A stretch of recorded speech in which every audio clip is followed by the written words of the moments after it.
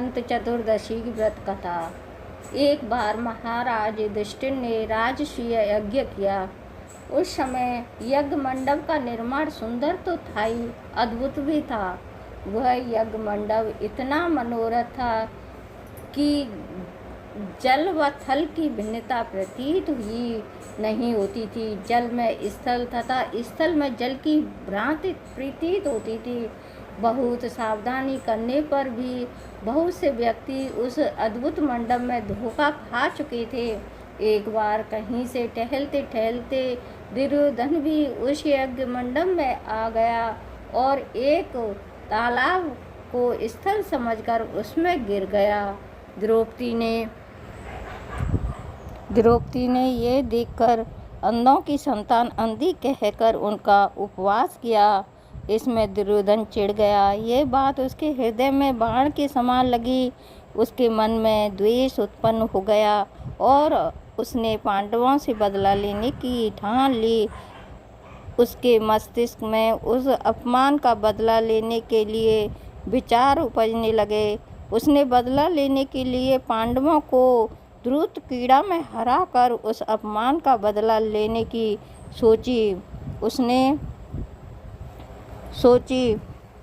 उसने पांडवों को जुए में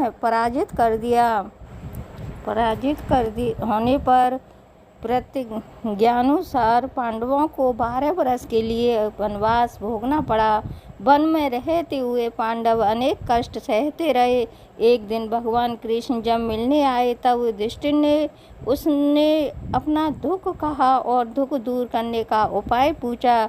तब श्री कृष्ण जी ने कहा, हे युधिष्ठिर, तुम विधि पूर्वक अनंत भगवान का व्रत करो। इससे तुम्हारा सारा संकट दूर हो जाएगा और तुम्हारा खोया राज्य पुनः प्राप्त हो जाएगा। इस संदर्भ में श्री कृष्ण ने उन्हें एक कथा सुनाई। प्राचीन काल में सुमंत नाम का एक नेक तपस्वी ब्राह्मण था।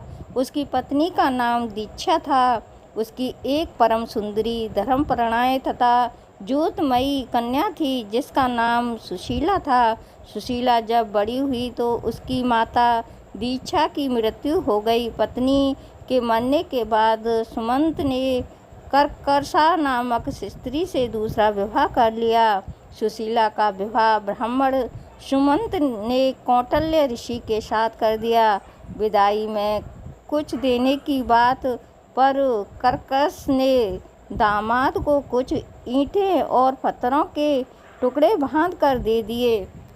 कौटिल्य ऋषि दुखी हो अपनी पत्नी को लेकर अपने आश्रम की ओर चल दिए, परंतु रास्ते में ही रात हो गई। वे नदी तट पर संध्या करने लगे। सुशीला ने देखा वहाँ पर बहुत सी स्त्रियाँ सुंदर वस्त्र धारण कर किसी देवता की पूजा कर रही हैं। सुशीला के पूछने पर उन्होंने विधि पूर्वक अनंत व्रत की महत्ता बताई। सुशीला ने वही उस व्रत का अनुष्ठान किया और 14 गांठों वाला डोरा हाथ में बांधकर ऋषि कौटिल्य के पास आ गईं। कौटिल्य ने सुशीला से डोरे के बारे में पूछा तो उसने सारी बात बता दी। उन्होंने डोरे को तोड़कर अग्नि में डाल दिया। इससे भगवान अनंत जी का अपमान हुआ। परिणामत ऋषि कौटिल्य दुखी रहने लगे। उनकी सारी संपत्ति नष्ट हो गई। इस दरिद्रता का उन्होंने अपनी पत्नी से कारण पूछा तो सुशीला ने अनंत भगवान का डोरा जलाने की बात कही। पश्चाताप करते हुए ऋषि कौटिल्य अनंत डोरे की प्राप्ति के लिए वन में चले गए। वन में कई दिनों तक भटकते भटकते निराश होकर एक दिन भूमि पर गिर पड़े। तब अनंत भगवान प्रकट होकर बोले, हे कौटिल्य, तुमने मेरा तिरस्कार किया था, उसी से तुम्हें इतना कष्ट भोगना पड़ा। तुम दुखी हुए, अब तुमने पश्चाताप किया है। मैं तुमसे प्रसन्न हूँ। अब तुम घर जाकर विधि पूर्वक अनंत व्रत करो। 14 वर्षांत व्रत करने से तुम्हारा दुख दूर हो जाएगा। तुम धन्य धान्य से संपन्न हो जाओगे। कौटिल्य ने वैसा ही किया और उन्हें सारे कलेशों से मुक्ति मिल गई।